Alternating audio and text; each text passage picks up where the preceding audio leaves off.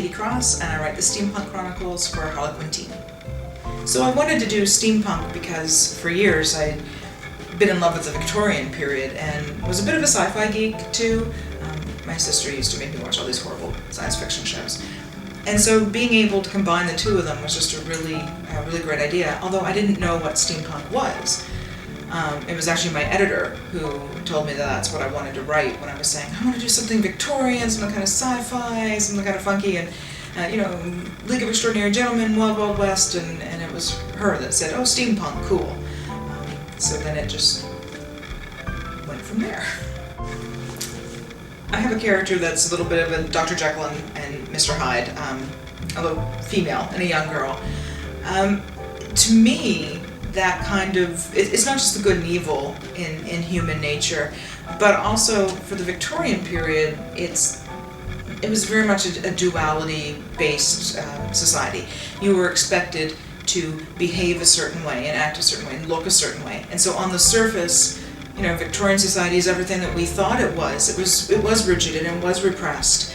And then I won't go into any details, but once you start digging underneath, what went on behind closed doors was very, very different indeed. So there was that kind of weird line that you could cross as far as morality went. So it was like two sides of a coin, and that's what Finley is. She's sort of that good and evil, but she's also that what you're supposed to be versus what's inside. I like to write about characters that are neither completely good or completely bad. I find that in between a little bit more interesting. So that's why I like characters like Jack Dandy, and in fact, Jack almost took over the book. I had to scale him back.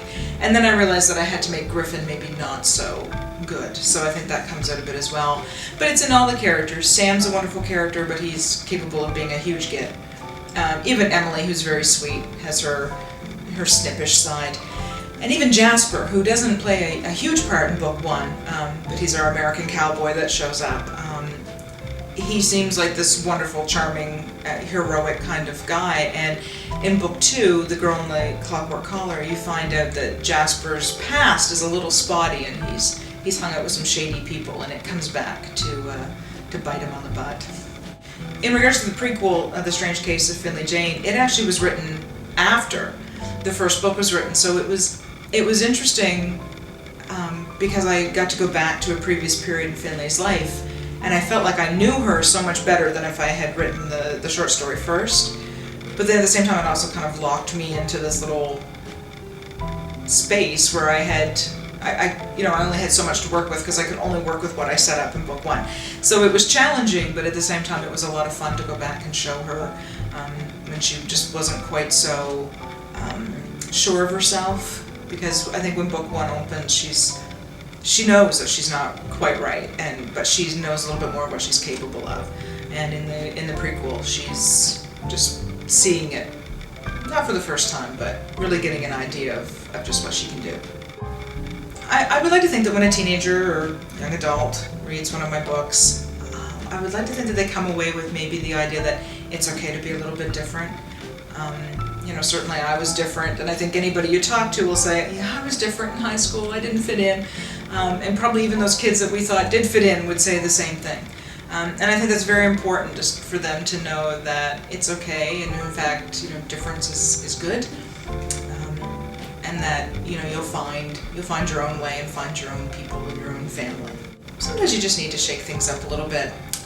The chance to write young adult again has just been fabulous, so much fun, and I just am reinventing myself with a new name.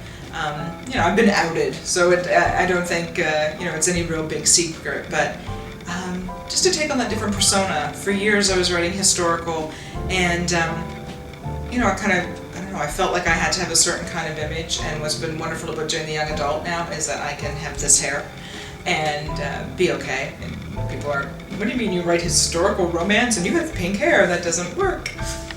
And now it does. I think the closer I get to 40, the closer I get to 17.